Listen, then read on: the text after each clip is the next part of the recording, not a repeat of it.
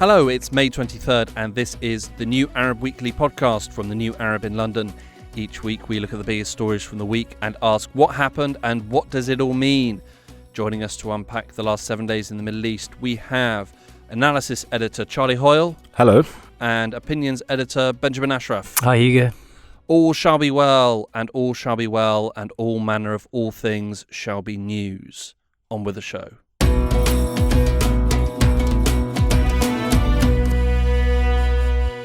So big stories this week. We're going to start with you, Ben. What happened? Well, Iranian President Ebrahim Raisi, the Iranian Foreign Minister Hossein Amir Abdullahian, and 6 other senior Iranian officials were killed on Sunday, Hugo, in a freak helicopter accident over northwestern Iran near the Azerbaijani border. Initially reported as a hard landing, a bit of newspeak there. Their deaths have since prompted a number of conspiracy theories and cast doubt over the country's succession plans and wider Iranian political stability. Raisi's death was announced on state media on Monday, May 20th. خادم جمهور ایران آیت الله دکتر سید ابراهیم رئیسی رئیس جمهور اسلامی ایران در راه خدمت به مردم به درجه رفیع شهادت. A big news, obviously, Ben. What happened? You know, where were they coming from? Who was there? What on earth was going on? Sure. Well, on Sunday evening, a helicopter carrying, as I said, Ebrahim Raisi, Foreign Minister Hossein Amir Abdullahian, and 6 other Iranian officials were returning from the far western Iranian province of East Azerbaijan, having opened a joint hydroelectric power project with their Azerbaijani neighbours. And among the attendees at those 2 dam openings were Raisi's Azerbaijani counterpart, Ilham Aliyev. And so on their return leg, flying over the mountainous Varsakan region, the helicopter encountered severe weather conditions, including thick fog, which engulfed the area, which caused the helicopter to crash near the remote village of Tawil. Rescue teams rushed to the wreckage, but there were no survivors. On who was there, besides Raisi and Abdullahian, other dead include Malik Rahmati, who was the Governor-General of East Azerbaijan, and also the Shia cleric of that region, Muhammad Ali Aleh Hashim, and also the commander of the President's Protection Unit, Sardar Saeed Mehdi Musawi, was also killed alongside the pilot and his crew. Interestingly, the Iranian Meteorological Association had issued severe weather warnings the day prior, and his death has actually called into question some of the Air Force's fleet, they were operating a Bell 212. What's that? Well, yes, exactly. Well, it's a antiquated US aircraft which was first flown in 1968, if you can believe. So most of the Iranian... That's a long time ago. It is a long time ago, especially for a helicopter flying over a mountainous region in fog. And carrying the president. And so most of that air fleet was actually purchased prior to the Iranian Revolution, just to put into perspective how long ago it was that the helicopter was operating from. Yeah. Obviously, you've got the weather conditions, an antiquated American helicopter, but like with all these things, suspicions abound, perhaps particularly when maybe the Iranians are involved. So let's go wild with speculation and conspiracy theories. What were they? Were there any? And is there any truth to any of them? Sure. Well, yeah, as always, timing is key. And I guess in the context of Israel's war on Gaza and heightened Iranian-Israeli tensions, if you remember, about a month ago now, the rockets that flew over Jordan over into Israel. See previous episodes of New Arab I'm sure Weekly. You've got a good one. But yeah, as you said, there's been a whole host of conspiracy theories that have come out. I've got my favourite. Yes, go. And it was actually aired on the French-Israeli news outlet I-24. And it was that there was a mysterious man, an Israeli man, shock, and his name was Helicopter. Helicopter. Yeah. Is this the Iranian version of like the man on the grassy knoll? Well, I was following some of the Israeli media outlets and they were debating whether it was with a K or with a C. What do you reckon? So is it copter or copter? I think which sounds more menacing. Okay. Oh, Okay. certainly. And Yeah. also, with a sea, it's far too obvious, isn't it? You're not going to hide anything there. Yeah. Well, and I mean, it wasn't just the Israelis that were rife with suspicion, the Iranians as well. And the main culprit for the Iranians was actually, and we'll get onto this later, I hope, but it actually has to do with the secession of Iran's supreme leader. And they were saying it was an inside job, and rather it was the son of the current Iranian supreme leader, Mujtaba. So remember the name, because he's going to come up later. Remember that. But can I just finish about what actually happened, because I think it's important for me not to I think that is important. But yeah, as we mentioned before, it's probably the fact that it was awful weather. It was an antiquated helicopter, not helicopter. Yeah. And if you're to get any analysis from it, I think it actually points to the effects of US sanctions, because all these US-built helicopters can't be maintained. Yeah. There's Can't get the parts and things. no like parts this. and stuff like that. And so, but just to bring it full circle, I think it does say something about why was the Iranian president was flying in this aircraft, and why did they choose to disregard the meteorological advice? Yeah. I'm sure those are going to be questions asked in Iran for the next few weeks. A world leader has died, liked and disliked in different measures. International reaction, what's the international community been saying? Who's been sending big bunches of flowers and cards saying what a wonderful person he was? Well, yeah. And who's been sending the opposite? As you can expect, reaction has been mixed, reflecting Iran's rogue status in some circles and heroic status in other. Heavy hitters such as Vladimir Putin described Raisi as an outstanding leader, with his death an irreplaceable loss. China, for their part, described the helicopter crash as a tragic loss to the Iranian people, and Lebanon and Pakistan both announced one day of mourning. Now, you can expect, though, as well, that the Iranian axis of resistance, so for those that aren't aware, that's Lebanon's Hezbollah, Palestine's Hamas, and Yemen's Houthis. They also mourned Raisi and those killed in the crash. And just for the opposite, there was a couple of interesting things. So the European Union, through European Council leader Charles Michel, they expressed sincere condolences. And in fact, even the British UNSC, so the Security Council representative, even stood to respect, to pay his respects rather in the chamber. But as to be expected, the United States played a pretty silent role, and analysts are saying, because it's a lose-lose in both occasions, if you come out and pay your respects, then that doesn't look great. No. And if you go out and criticize him or attack him, that's also not great. No. So they are paying attention very heavily of what's happening, but I think strategically it's strategic silence from them. Yeah. Less silence from Israel, and they have gone out calling him the butcher of Tehran, blood on his hands, etc., to be expected. Which, I mean, at the risk of siding with Israel, isn't wholly unfair criticism. I mean, Raisi did have a notorious reputation. Yeah, particularly in the inside, 80s. inside Israel, in the domestic inside scene, Iran and out, Yeah. We've had a funeral since he died, as is tradition. What happened? Was it a big event? Lots of mourners? Was it a big event? I'll let you answer that question.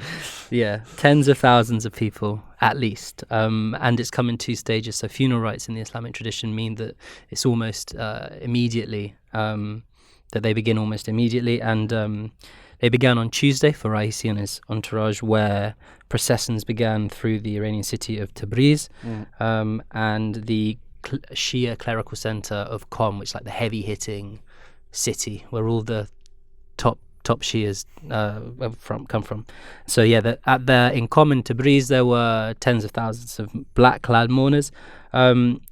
Yesterday, which is Wednesday the 22nd. Huge crowds were in Tehran, so the bodies moved over to Tehran, where the Supreme Leader gave prayers at the University of Tehran.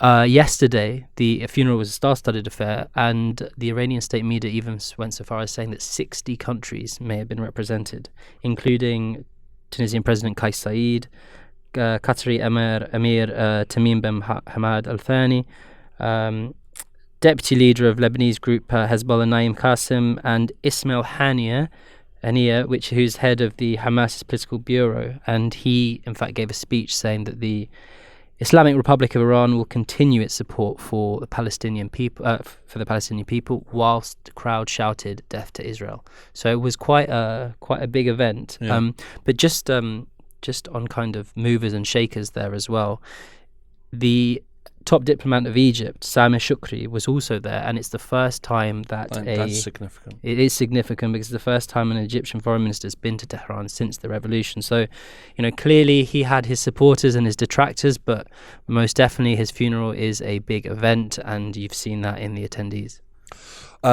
Missing now in Iran is a president, so they're going to need one of those in the near future, undoubtedly.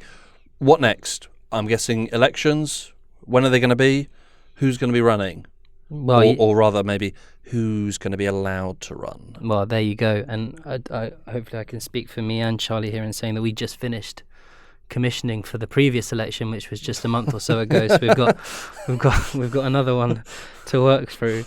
But yeah, so I mean, on Monday when the death was announced, basically the Supreme Leader rushed to say it's normality as usual. The Iranian constitution is pretty firm, and according to the said constitution, they have to announce an election in the next 50 days. And they've done just that by saying that the election is going to be held on the 28th of June, so just over a month's time. But, even the one in May, it was blighted by the fact that there was low turnout, and it had previously, in previous Iranian presidential elections, it was kind of the thing that they would say would give legitimacy to their theocracy and their system, was by saying that there was high election turnouts. Now we're seeing that turnout drop significantly from below 50%, I think. 41%, exactly. Yeah. And that was the local elections, though. That wasn't presidential. That's right, exactly. Yeah. But the fears remain. The fears remain in saying that, well, the Supreme Leader has a bit of a conundrum on his hands. Does he allow the election with Raisi's death to be a free-for-all, an open ballot, and risk the possibility of a reformist candidate coming in to play? Or is he going to do what he did in the previous election by basically blocking any kind of reformist candidates and just allowing Supreme Leader approved candidates? There'll be like continuity candidates, essentially, right? Exactly. And just to tell our listeners who those candidates may be, so right now we've got a short list of Mohammed Mukbar, who is the first vice president and now acting president whilst the elections are being organised. You've also got Mohammed Bagher Ghalibaf, who is the Speaker of the Iranian Parliament since 2020, Ali Larijani, who had been the Speaker of the Iranian Parliament from 2008 to 2020, and then also, who some of you may remember, the former Foreign Minister Mohammad Javad Zarif, who was the Foreign Minister from 2013 to 2021. He negotiated the nuclear deal. Yeah, exactly. So he presided over a particularly tumultuous period of Iranian foreign relations. So if you like that period of foreign relations, you love it. Yeah, Zarif. So, but yeah, as I mentioned, just to tie that all up, is that it's going to put the process into the spotlight. And so, is it going to be a reformist candidate? Is it not? But, what one thing is for certain is that there's unlikely to be major protests / reform because, Iran right now is in a particularly vulnerable situation. And, when you have a regime in charge, it's likely to batten down the hatchets and make sure that no surprises, basically. We touched on it briefly. Succession. Not the hit HBO show, but the hit Iranian Supreme Leader show. Khamenei currently is there. I think he's 85. He will die. Because it happens to the best of us. Raisi was the front runner to succeed him. He's unlikely to be able to do that now. So who are the front runners now? Yeah. And I mean, it's kind of interesting that, you speak to people, and perhaps the most significant result of the helicopter crash is going to be who the next supreme leader is going to be, not the next president. And Ebrahim Raisi was being groomed for that position. I was reading actually a very interesting article today about the curse of succession. And, quite a few of them that had been groomed for it have already died. And they include Hashemi Rasfajani, who died under mysterious circumstances in 2017. And then there was others as well that either have died or have been seen as being detractors of the regime. So basically, what I mean to say is that list, that long list, has become a short list, which is becoming an even shorter list with Raisi's death. And, earlier I mentioned the prodigal son. And it's likely that he is now in the front-running seat. So Mujtaba Khamenei, who's the second son, and there's also if you're a betting man, which I don't think there are many betting shops in Iran, but if you were to be a betting man in Iran, you might want to have an outside bet on Ali Reza Arafi, who's a senior cleric. The only polling we've got so far on it has been an excellent poll done by BBC Persian in March the 2nd, of this year, in which they asked, who would be the next supreme leader, and at that time it was neck and neck between Mujtaba Khamenei and Raisi. So, if that poll is anything to go by, then it's a pretty clear run for Khamenei's second son. It'll be interesting to see what happens. I've just looked it up. A particular British gambling website is not offering odds on the Iranian Supreme Leader. They're missing out on a trick. They are. It's a clear run. Charlie. Yeah, no, I was going to ask, you touched on kind of foreign policy and continuity, but do we know that, or do we have any idea whether Raisi's death will impact Iran's nuclear program, for example? Yeah, it's interesting. It's yesterday we had some news basically. And the spokesperson of the IAEA, which is the International Atomic Energy Agency, they'd said that things had stalled recently in trying to get Iran to cooperate with their supervision, and that obviously this has been further stalled by Raisi's death.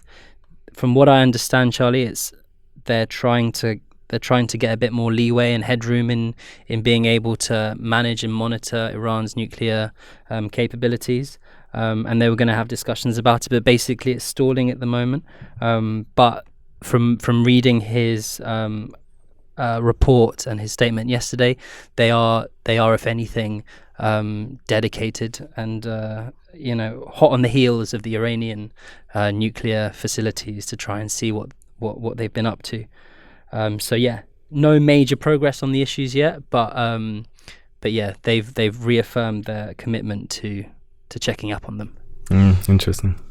I think we so often have sort of big momentous events in Iran. We've had them over the past few years, and people have looked at them and said, "Oh, maybe this is the time that everything will change in Iran, that regime will collapse," and they never come to pass. And I suspect this might be another one of those times. Well, it's just to tie everything up. It's the etymology of the phrase "this too shall pass" is from Farsi.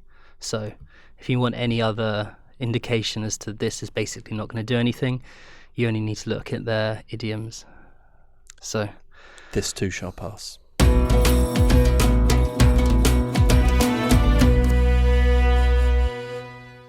Our second story this week comes from Charlie and The Hague. What have you got? So on the 20th of May, the prosecutor for the International Criminal Court, Karim Khan, announced that he was requesting arrest warrants for senior Israeli and Hamas leaders on charges of war crimes and crimes against humanity related to the 7th of October attack and Israel's ongoing war on Gaza.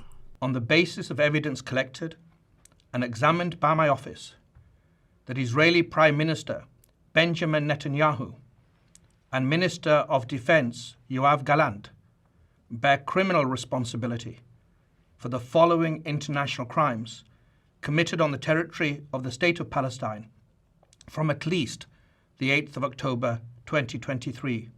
The crimes include starvation of civilians as a method of warfare. There were some big names mentioned in this and by Karim Khan. Who was named, Charlie?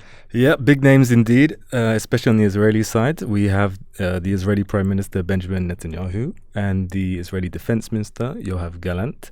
On the Hamas side, we have Mohammed Deif, the head of Hamas's military wing, Ismail Haniyeh, Hamas's political bureau head, and Yahya Sinwar, the Hamas leader in Gaza. The ICC doesn't deal with shoplifting and that sort of thing. It's pretty serious stuff. So what crimes have they been accused of? Both of them, Israel and Hamas. These are big ones. The most serious that exist. On the Israeli side, we have crimes including the starvation of civilians as a weapon of war, murder, extermination, and intentional attacks on civilians. And for Hamas, the charges include crimes against fundamental human values, extermination, the taking of hostages, and also accusations of sexual assault and violence alongside torture. What are these actual arrest warrants now? Or are they... They are still to come. So this is a request for arrest warrants to be issued.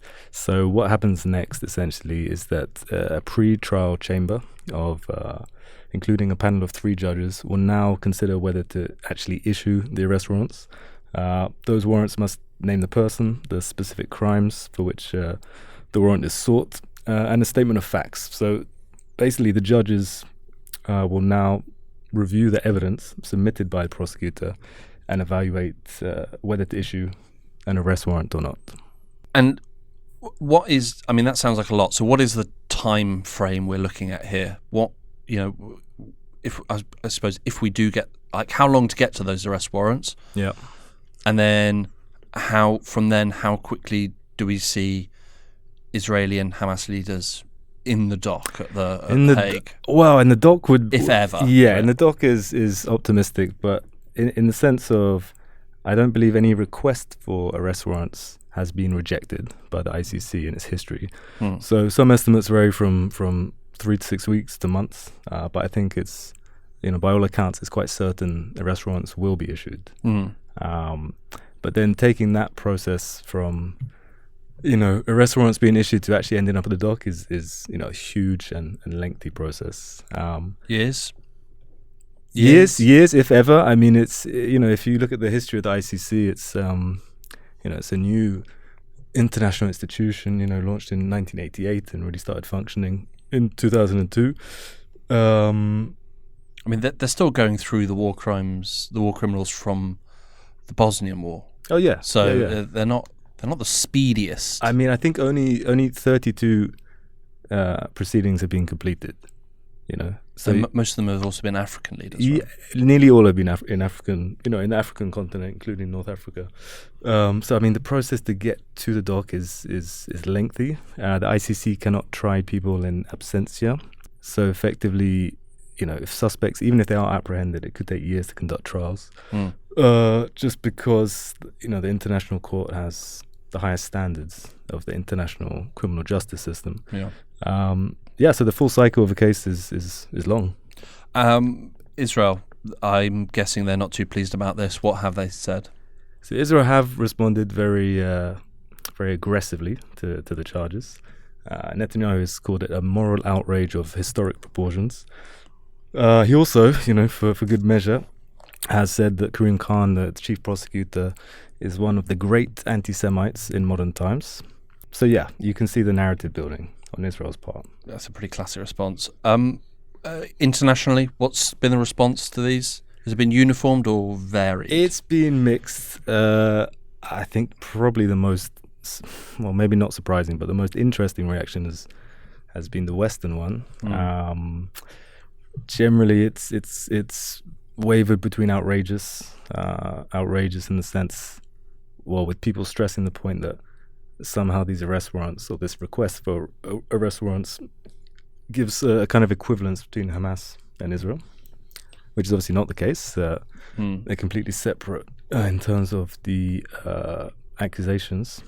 Reactions in Europe have kind of varied from appalling and incomprehensible to supporting the work of the ICC and international institutions more generally. So probably the strongest Western response is against it being from the US.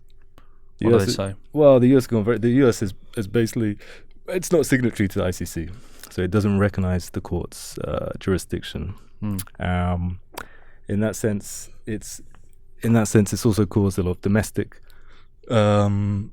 stirring domestically in US politics. US Congress, for example, has said that it's reviewing all options, including sanctions, to punish the ICC and ensure that the leadership of the ICC faces consequences. I think a really telling example is the Republican Senator Lindsey Graham saying that if they can do this to Israel, we're next. So there's a sense that the ICC as an international institution is almost threatening the autonomy of the US. Particularly their autonomy to commit war crimes. Well, exactly, yeah, exactly. Yeah. These are obviously incredibly sort of grave charges that have been brought against Israel, and the repercussions seem quite serious for Israeli leaders. Is this going to change how they're approaching and behaving in Gaza?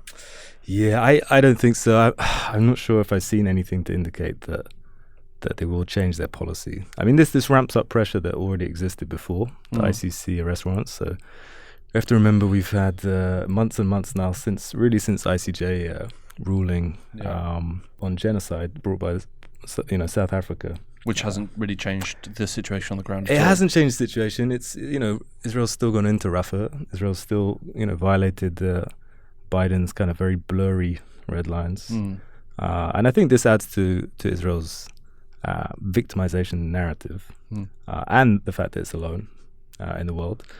But as long as it has the support of the United States, I think it can continue to pursue its military action, even if it still has undefined political goals.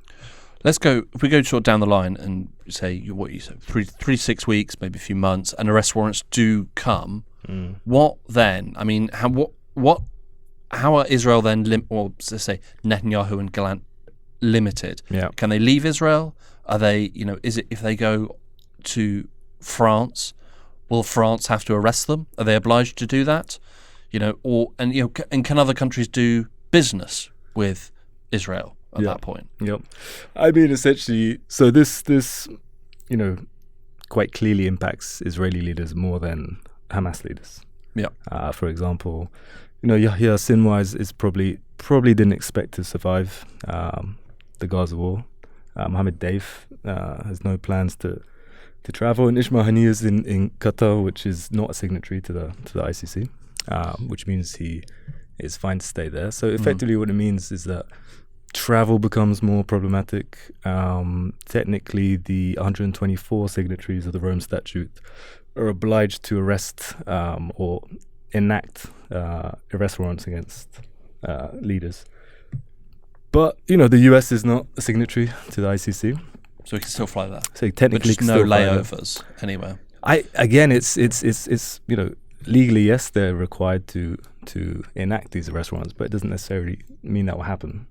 The court has no means to enforce an arrest, so it has to rely on the goodwill of member states, and that will depend on their kind of relationship with the leader in question. So it's there are also no restrictions actually on political leaders or diplomats from meeting individuals with an ICC arrest warrant against them.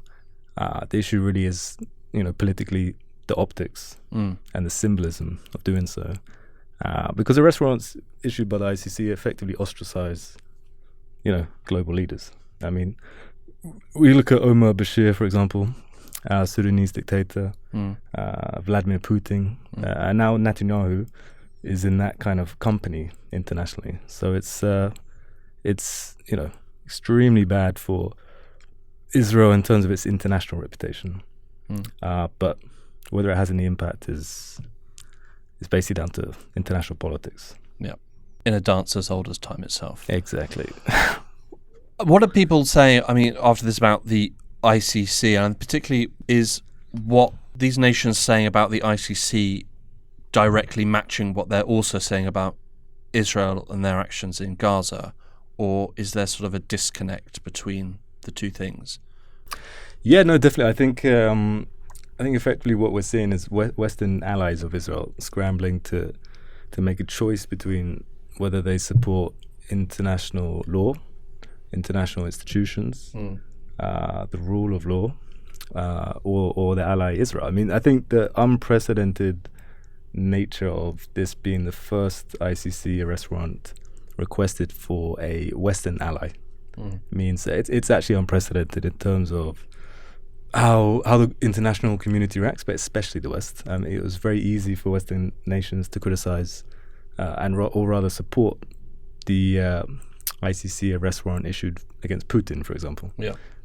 When it comes to a Western ally like Israel, a country who most Western nations have supported in their military strategy, albeit that's changed slightly over the last few months. They find themselves at a crossroads in terms of maintain support for an ally, and in the process undermine the legitimacy of international institutions like the ICC. So we'll have to see how they react in the future. I do wonder if sort of it seems like Western nations sort of just never imagined it happening to, say, quote unquote, one of their own. Yeah. It was just not something they imagined. I don't think they did. Yeah. Ben, you had something. And you're talking about the double standards of Western nations, but do you think, Charlie, that the ICC issuing a request for arrest warrants for Israel, does that soften criticism of the double standards within the organization itself? Ben. I think it does go. I think it goes some way to changing the perception, potentially in the global south, of the ICC. I mean, it's been years, if not decades, in the making that people have called for action at an international level. People were not sure this would happen, and there's been obviously increasing pressure on the court not to issue these arrest warrants. But I think Kareem, I saw there's that clip. I think it was with Christine Amanpour. Yeah. I mean, to his credit, he said, a senior Western leader told him that the ICC was for African leaders and thugs like Putin. Yeah. So, Exactly. So I think he's even there, he's trying to demonstrate the pressure he's under. And really the perception of the ICC, which is, it's a criminal justice system designed to police the global south and not the West. And I think the reaction by Western countries, I mean, in fairness, India's not a signatory, China's not a signatory. There are several, important global powers that aren't signatories, but they haven't come out and criticized the request for arrest warrants in the same way that the US has, in the most, in the strongest manner, and also the UK. Of course, worried that if the ICC is applied globally, that it would also, create scrutiny on British foreign policy, US foreign policy. So it's been interesting. Yeah, it's been interesting to see the reactions. I do think, it has been years and years now that people have been chasing the ICC for something on Israel and their actions against the Palestinians. So I think this is an incredibly significant development. I think one of the major things that people forget is that Karim Khan's been in the job since 2021, and they've already had cases, or had been planning on doing cases for crimes against humanity and war crimes in East Jerusalem and the occupied West Bank for 2 years. He's been forced to show his hand here because there's a genocide happening. But, there had been 2 years where he's been stumbling and umming and ahhing. And if you look at his own record, he's been quite decisive in other cases. Yeah. So, his own competency is being called into question. And so, like Charlie said, he's going to have to act decisively, both for himself and for the court, for it to have any legitimacy, both for, ICC and for the global south more generally. I think in fairness too, it's during the sort of 2010s, the Palestinian Authority had this push to join international institutions, like UNESCO. Joining the ICC was part of that in 2015 after becoming an observer member state. I think that's also, this is also a reflection in a way that that diplomatic strategy has borne some fruit, in the sense that the only reason the ICC can open a case against Israel, which is not a signatory, is because Palestine was recognized as a observer state. And that's positive diplomatically. It's going to be tough times ahead, I think, for Netanyahu and Gallant, and equally probably tough times ahead for the ICC and what role that plays.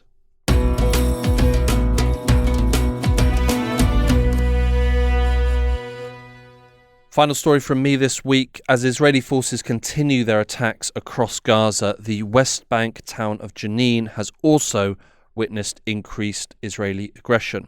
On Tuesday, May 21st, the Israeli military entered Jenin, resulting in fighting between occupation forces and Palestinian groups. Israel claimed that they entered the refugee camp to target those that they believe are terrorists, but reports from Palestinians say that many of those who were killed were civilians. Well, what happened, Hugo? Tell me. The attack actually happened started before Tuesday. It happened on the Friday, when there was an airstrike, a relatively rare occurrence in the West Bank, which killed what Israel would describe as a senior terrorist operative, a man called Ismail Khamisi. He's been accused of being involved in a number of series of attacks, including a 2023 drive-by shooting that killed an Israeli settler. On Tuesday morning, an undercover Israeli unit was discovered in Jenin by Palestinians. That resulted in clashes. Israel armed forces then deployed sort of en masse into the refugee camp. We had reports of indiscriminate shooting by the Israeli forces. We had a group of journalists who were shot at, an ambulance, civilians in a car, and also people in a courtyard in a hospital. They also came in with bulldozers, razing and vandalizing roads and vital infrastructure. Also, as well, destroying water networks and sewage networks. There's been heavy gun battles in the streets, and today, as we record May 23rd, it was reported that Israeli forces have pulled out. And who was killed in the Israeli raid? At least 7 people were killed in total. 19 wounded, 2 are in a serious condition, according to the Palestinian Ministry of Health. 2 of those killed were teenage boys, aged 15 and 16. They were killed as they left school. One of them was reportedly riding his bicycle when he was shot. There was a teacher who was also shot as he was leaving school in his car. And it's been reported widely, a general surgery specialist, a doctor, was killed as he was heading towards the hospital, Jenin Governmental Hospital. Local sources have said that at least 10 wounded people have been wounded and were lying in the alleys of the Jenin camp, and that at the time of reporting, medical teams had not been able to reach them. And what's been the reaction so far from the Israelis and the Palestinians? Palestinian President Mahmoud Abbas, he accused the Israeli forces of, quote, violating sanctities, killing innocent people and doctors, and destroying infrastructure, Palestinian hospitals, cities, villages and camps in full view of the world. The Israeli army said that it launched the operation following, quote, intelligence information from the Shin Bet, that's the secret service, indicating the activity of armed terrorists affiliated with Hamas and the Palestinian Islamic Jihad. Hamas condemned the attack. They called it a new massacre in Jenin. Elsewhere, the UN Human Rights Office in Palestine said that it was, quote, horrified by the deadly Israeli attack in Jenin. Elsewhere from the international community, pretty much stone silence, unfortunately. Hugo, have these types of raids increased in frequency since the start of the war? Very much so. Yeah. Very much so. Since October 7th, just in the West Bank, Israel's killed 502 Palestinians. They've carried out more than 200 military operations in refugee camps. since the start of the war. We've had almost 5,000 people injured, just short of 4,000 people displaced, over 8,000 arrested. Before, as sort of a way of a bit of context there, sort of a lot of numbers really, before October 7th, 199 Palestinians had been killed from the start of 2003 until October 7th. So in those 10 months, you had just short of 200 people killed. And in the, 7 months or so since then, we've had 500 people killed. So the numbers have dramatically increased. Again, in 2022, 154 Palestinians were killed across the whole year, as according to the UN. So the rise is dramatic across. It's huge. It's huge. And if the Gaza war was not happening, but this increase in the West Bank was happening, It'd be everywhere. It'd be considered a major escalation. Major escalation. There was 1,539 people, including 756 children, were forcibly displaced by settlers in 2023. 78% of those displacements happened after October 7th. Wow. Yeah. I mean, it is staggering. 2023 was a record year for violence in the West Bank. If the sort of trend continues, 2024 is going to be another tragic record year, unfortunately. Well, everything that's been happening in Jenin, there has been, in many ways, some light at the end of the tunnel, I think, this week. With the announcement that 3 countries, or 5 countries, is it, Hugo? That three so far. Three so far, yeah. That have announced that they're going to recognise Palestine as a state. Can you just tell me a bit about that diplomatic process, who the countries involved, and what's that practically going to mean? The 3 countries are Norway, Ireland, and Spain. This was on May 28th. It was a coordinated statement by these 3 countries. They weren't all the same place, but they did coordinate their announcements. The Irish Prime Minister, Simon Harris, he announced the decision at a press conference in Dublin. On the 21st of January 1919, Ireland asked the world to recognise our right to be an independent state. Our message to the free nations of the world was a plea for international recognition of our independence, emphasising our distinct national identity, our historical struggle, and our right to self-determination and justice. Today, we use the same language to support the recognition of Palestine as a state. Spain and Ireland both said that their decision to recognise Palestine as a state was not against Israel, and they also said it was not in favour of Hamas. They said it was in support of peace. Israel disagreed, which is unsurprising. They said it's going to create more instability. They recalled its ambassadors to all 3 countries. Netanyahu, he described it as a reward for terrorism. Israel's foreign minister, he said that the three countries' ambassadors in Israel would be summoned for, quote, reprimand talks, during which they were to be shown a video of the abduction of female Israeli soldiers on October 7th. Yeah.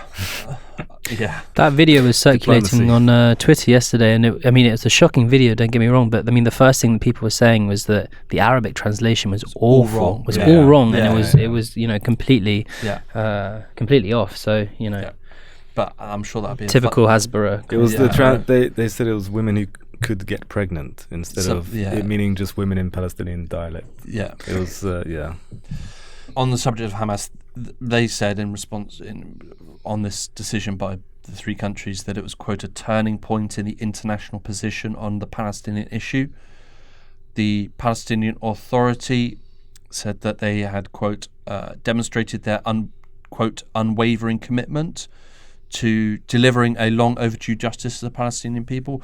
This decision comes off the back of a UN vote that happened quite recently, where you had 143 member states out of 193 at the UN General Assembly who voted in favour of of Palestine joining the UN, which is something that only a state can do. Yeah.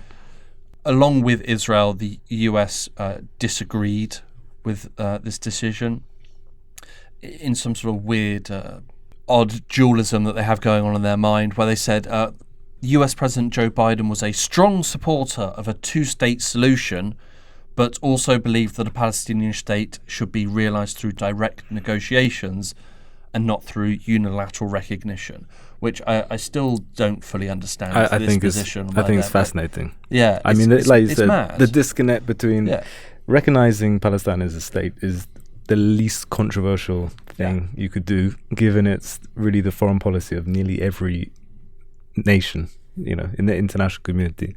But it's interesting to note too that Israel's made it clear time and time again that it will not allow the Palestinian state to come into existence. But you're right. I think the US stating that can only happen through negotiations obviously favors Israel. And, yeah, well, it's just it's insane that Canberra's saying, "Well, now's not the time," as if they haven't been saying that the way to expedite the process of a peace process is to recognise Palestine. Yeah, and that when countries start doing it, as Charlie said, they're like, no, not now. Too soon. It's way too soon. And that's interesting too. That it's acting like this has just happened now, whereas we're talking about 56 years. Ben, you mentioned 5 countries. It has been 3, but 2 others may. There's an excellent piece by on Charlie's desk about the 5 countries. That's where I initially read it. Well, it's Slovenia and Malta. Have both said that they are considering a formal recognition. And I think what's interesting too about that is actually, decision making in the EU is so slow. It requires complete unanimity and consensus. And knowing that there are several EU member states that are totally against Palestinian statehood, it's interesting that these states are broken away, if you like, from the EU process. Because there are a number of other EU states that recognise them, but they're all former Soviet bloc countries who recognised it in the late 80s. And ironically or not, Hungary is one of them. Yeah, exactly. And ironically or not, most of those states now are probably the most pro-Israel in terms of foreign policy, even if they recognise Palestine as a state. Yeah. I mean, I think the question now is is whether this is significant or not. Yes, I think in a way it's probably the answer. I think it's also, before we all start getting ahead of ourselves, this is not going to change the situation on the ground in the West Bank. No, in the slightest. No. I think it is important when it comes to sort of international diplomacy. You do have countries out there who support the Palestinian people, and they support some idea of Palestinian liberation and some sort of notion of freedom for the Palestinian people. It's now you have countries who are supporting all those things, but it's a Palestinian state, which I think is an important differential between a people and a state. Yeah, and I think when we look at the Gaza war and the fact that there is no political outcome or end game, a Palestinian state would be a tangible outcome. Yep. It would offer incentives for diplomacy. It's obviously, demanded or required under international law. It's the foreign policy of all Western and most international countries. It's completely uncontroversial under international law. But most importantly, it provides an endgame. Yeah. And an endgame that everyone's been talking about for years. I think that's precisely why Israel doesn't want it, because it can go and act on a whim, like it will do as a spiteful country and with a spiteful government, that they will now, withhold taxes from the West Bank because it's the occupier. And like Charlie said, by having a state and you have those parameters of statehood, then those spiteful decisions or those flagrant violations of international law will be harder to justify. Yeah. So, I think it does also. You have many countries out there who support Israel unconditionally. Today, they are just a little bit more isolated than they were yesterday, which is a good thing. Yes. There will be, I think, a test to all this coming up soon. EU elections, beginning of June. It'll be interesting to see where parties who are openly pro-Palestinian come out in that vote, particularly when it's a vote with a lot of far-right candidates who are very supportive of Israel. Yeah. while also, strangely, many of them being very anti-Semitic. Yeah. So that'll be an interesting Modern one politics. to watch. Yeah.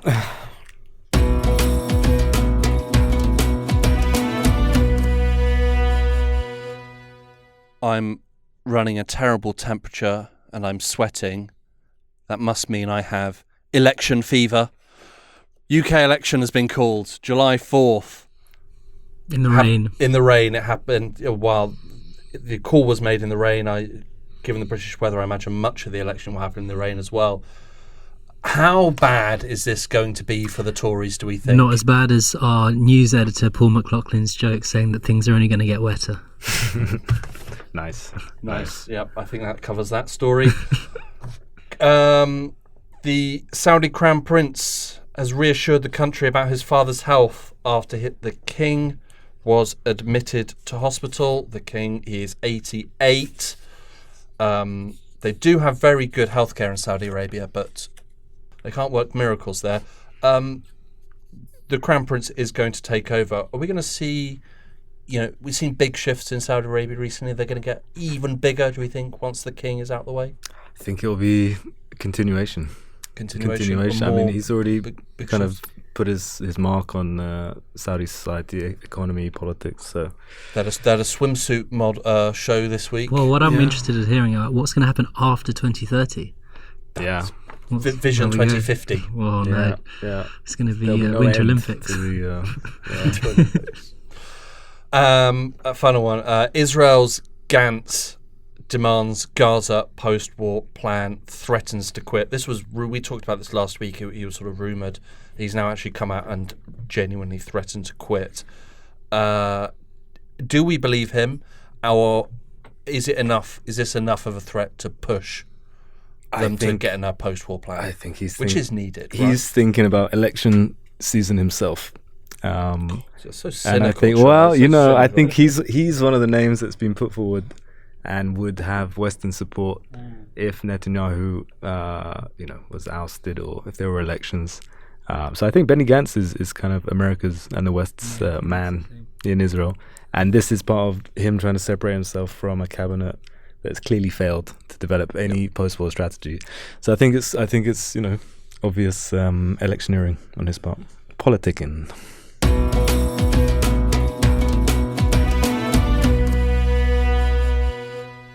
A lot of good stuff on the New Arabs website this week. Ben, you've picked out something? Yeah, on Opinions this week, we've got Fiona Lally writing about why she called out Suella Braverman's lies live on TV. And it's a bit of, anyone that calls out Suella Braverman has a place in the New Arab. And so, it was good to read her words.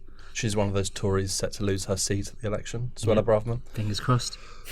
Charlie? And on the analysis desk this week, I've chosen a piece by Mohammed Soliman entitled "The Systematic Torture of Gazans in Israel's Secret Prisons." This article unpacks all of the very grim details of the mass arrests of Gazans by Israel during the war and their detention in makeshift facilities and jails where torture and abuse has been rife. I picked up something from our investigations desk.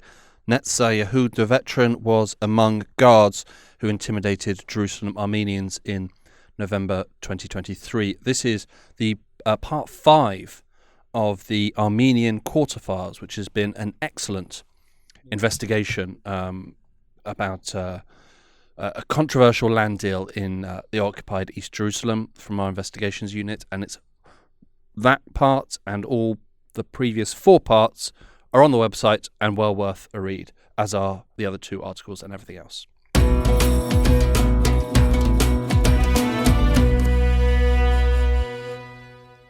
Thank you for joining us for this episode of the New Arab Weekly. This week we were joined by analysis editor Charlie Hoyle and opinions editor Benjamin Ashraf. We'll be back next Friday and every Friday after that. You can subscribe to the New Arab Weekly on Apple, Spotify, and wherever else you get your podcasts, and be notified when a new episode drops. You can also rate and review, which helps us spread the word. Until then, if you have any questions for us or stories that you would like us to cover, drop us an email, podcast@newarab.com. That's podcast@newarab.com, or Find us on social media at TNA Podcasts for all the latest news. Don't forget to follow The New Arab on Facebook, X and Instagram for all the latest news, analysis and opinion from the region.